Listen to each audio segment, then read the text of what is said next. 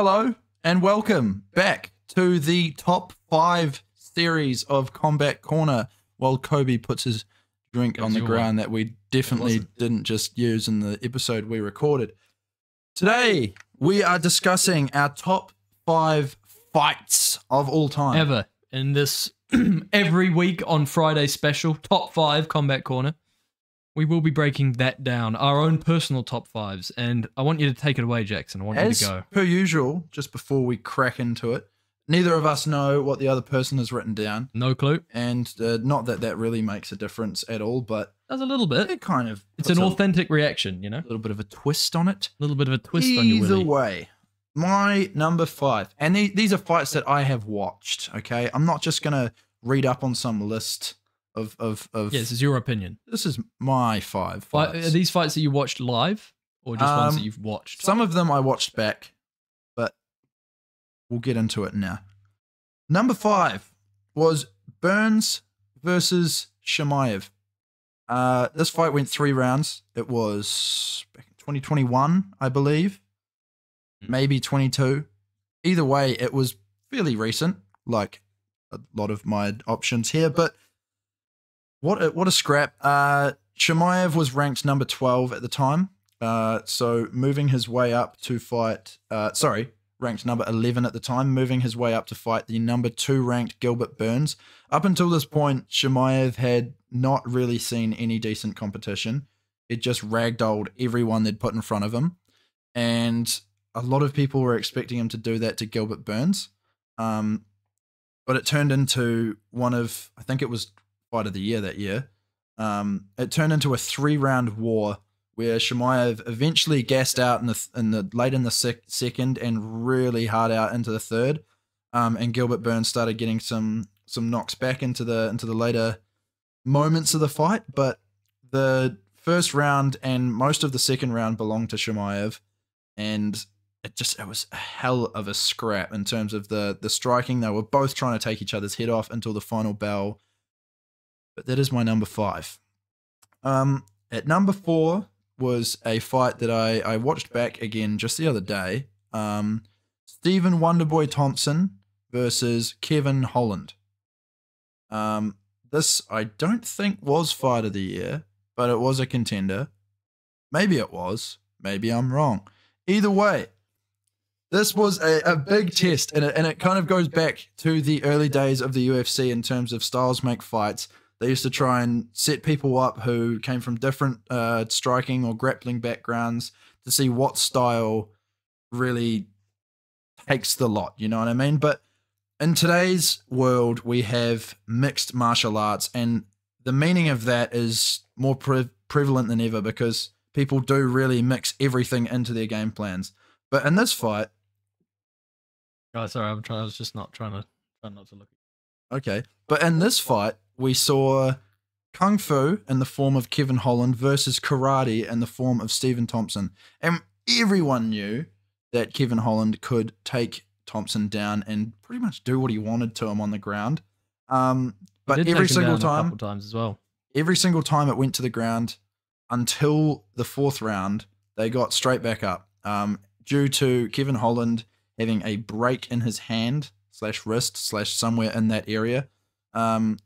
And it kind of meant he had to really try and push some other points into the fight, and that was his wrestling. But unfortunately, it didn't work out, and we had a doctor's stoppage after Kevin Holland kind of called that he needed his gloves taken off because he knew something was really wrong. But yeah, either way, it got stopped at the end of the 4th round, and it was a hell of a scrap. So if you haven't seen that, that is an awesome fight to go check out. And they've just put it up on YouTube as well. And at number 3, this is 2 fights as one, but the McGregor versus Diaz duo of fights, if you will. Both of these guys got a win. Diaz obviously choking McGregor out in the first fight, and then McGregor grinding out a decision in the second fight by a miracle. But the main reason that these are on here was just the build up to these fights was so good. Like the press conference moments that came out of that is still some of my favorite videos to watch today, just in the back and forths that were had there. Just so hilarious, like perfect personalities to match up against each other and do a big press tour on. So that's the main reason why they are in there, opposed to the actual like fights themselves. They were obviously awesome too, but yeah, mainly in there for the build up. Number 2. Now this one was very close for me. Number 1 and 2, both lightweight division fights, like the McGregor and Diaz fights as well. But one of them was at welterweight though, wasn't it? Both of them. Oh, both of them were at welterweight. Okay, I'm wrong. My number 2 was Dan Hooker versus Dustin Poirier. I believe that the second round of this fight was possibly the best round of like just straight up dog fight I've ever seen. Like both of them were rocked multiple times. Dan Hooker very nearly got him out of there at the end of the round. Literally, Dustin was saved by the bell. And this was just a slaughter match for 5 rounds. Both guys just mixing things up really well with their striking. And this was the last time that we saw Dustin Poirier fight an up-and-comer. And it was a big test for Dan Hooker at the time, and he really showed his merit, but just didn't come out on top. But what a scrap. That is another one you absolutely have to see. But my number 1 is a fight I have probably watched 5 or 6 times, just because I get off my seat every single time, even though I know exactly how it's going to end. Justin Gaethje versus Michael Johnson. That right there is my number 1 fight. A round 2 KO with 12 seconds left on the clock went to Justin Gaethje. It was his first fight in the UFC.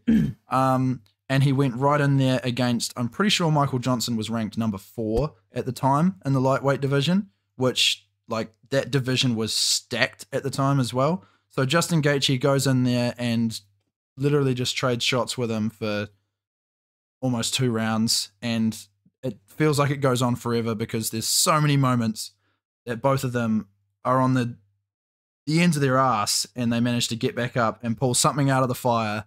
And in the end, it comes down to Michael Johnson gassing out. Like, who gasses out in the second round? But that is my top 5.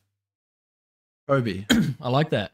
It's a very good top 5. A few fights that I didn't really think of, but now thinking about them, they could have made my list. The McGregor Diaz trilogy, that's a good shout because of the build-up. Duo of fights. Really good shout. I agree. The build-up was insane. Those guys, their personalities just worked well, and their fight styles work really well. Great shout. Maybe we've got a couple of the same ones in there. Who knows? Ooh. Who knows? Well, you can confirm that now. I will confirm that now. I really like your list. It was great. But we do only have 1 fight in that list that is the same. In common. Pardon me, guys. So I do have an honorable mention. Right. So at number 6, an honorable mention. This doesn't make my list, but I just love this fight. Paulo Costa versus Yoel Romero was an insane fight of 2 of the most shredded people ever to step foot in the UFC. It was back and forth. You didn't really know who won that fight. It was super even. One of those 3-round fights that were just an absolute slugfest. And I just remember being so hyped for this fight. Just the fact that these guys, look at them. Mr. Olympia matchup. Yeah, they're literally, right? So I was super hyped for that. It doesn't quite make my top 5 though. Just wanted to mention that fight because I just loved it. But at number 5, Dustin Poirier versus Dan Hooker. There it is. There it is. So I love Dan Hooker. He's one of my favorite fighters. Love the fact that he's from New Zealand. I love his attitude. He's just a boss of a human being. He's so funny. Real fucking mad cunt, you know. I shouldn't say that word, should I? But, you know, I love Dan Hooker. Love the style of Dustin Poirier as well. Like you say, Dan almost got him out of there in that second round. That final combo at the end. And then for Dustin to turn around and win the last 3 rounds. Crazy. Insane. Like, how does he do that? It's mad. And then he was going up to Dan towards the end of the fight and trying to fight him more. And Dan was like, yeah, let's go. But like you could tell by the end of the fight, after almost getting finished in the second, Poirier was the fresher of the two. Yeah. Insane. Just shows Poirier really showed that Poirier's an absolute dog. And it also showed that about Dan. Two warriors, yeah. Coming in at number 4, Joanna Jędrzejczyk versus Zhang Weili. I love this fight. This fight was, it could be higher on my list. It really could be. But the fights above it are just slightly more, they talked to me more. Resonate all right? with you. They resonate to me more. But you can't deny. Joanna Jędrzejczyk versus Zhang Weili was an absolute banger. And this was the fight right before Izzy versus Romero. And that was the worst fight ever. So this just accentuated how good this fight really was. Joanna Jędrzejczyk came out of it looking like an alien. She never really recovered from this fight. In the rematch. She had that really bad hematoma on her face. It was insane. An absolute war, back and forth, really close. The winner, again, this is an important thing about good fights, is that the right winner is called. If it's a close fight, you want the right winner to be called. Yeah. And Weili won this fight. Even though it was really close and it was an absolute war, Weili won and she was called the winner and it was amazing. Anyway, moving on. Kamaru Usman versus Colby Covington won their first fight. This fight had me on the edge of my seat the entire time. Both guys were hurt multiple times in this fight. It was one of those fights where you see two really good grapplers come up against each other and just completely throw their best tools out the window because they know that they're matched in that department and they just slug it out hard. And Covington was winning the fight up until he got finished, which is insane. Usman showing us that night that he was the fucking man, which was great to see. Usman finally proving to everyone that, he wasn't just this boring champ. He could have absolute wars. So that was a really good aspect of it. There was a massive build up and I really appreciated that. This was a lot of shit talk going into this one. We finally got to see Colby fight for the belt.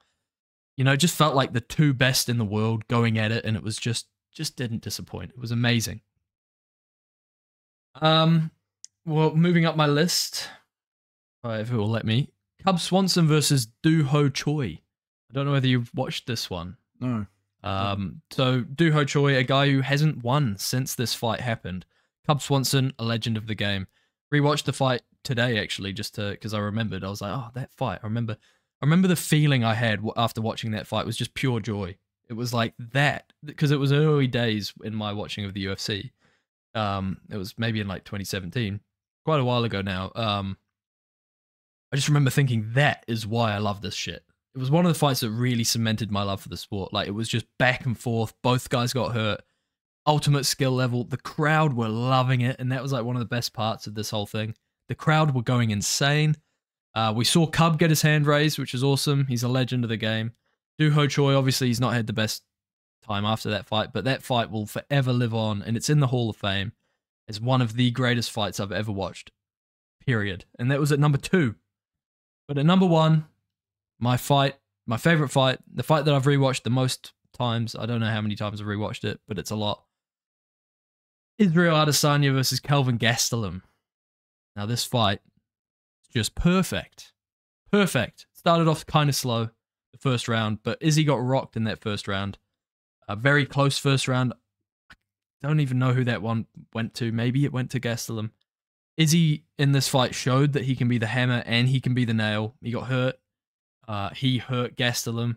In that final round, it was 2-2 going into that final round, and Izzy just put it on him, basically stopping the fight. Like, the fight should have been stopped. He killed Gastelum in that last round. And that video of him just saying, "I'm prepared to die," was iconic.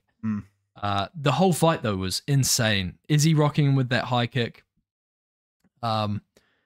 Kelvin also rocking him with the high kick. Izzy in the Kelvin with a high kick. Yeah, like Kelvin really showed how good he can be in that fight. He was like striking bat for bat with Izzy, and Izzy back then was just so fun to watch. It's so exciting, and it's a shame that we don't get to see more of that. But that is my number 1.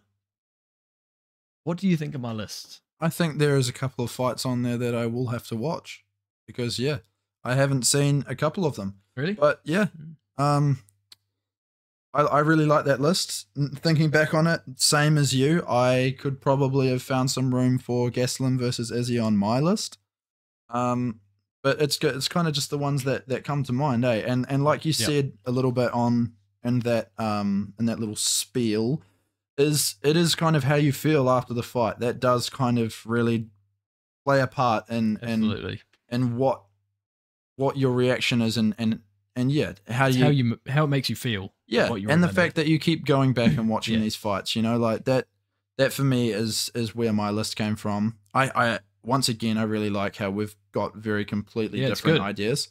That's the thing. We get so many good fights too that we're never going to have an identical list. It's impossible. You know? Either way, let us know what you think. Leave a comment, like the video. Maybe check your list down there. Yeah, check your list. What fights should we be watching that we missed? We'll reply. We actually need to reply to a comment of someone's top 5 GOAT list from last week. So all right.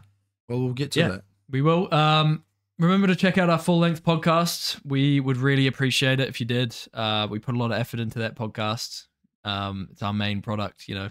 Go over there, check it out. It's on Spotify as well. Otherwise, we'll see you next Friday. See you next Friday. Catch ya.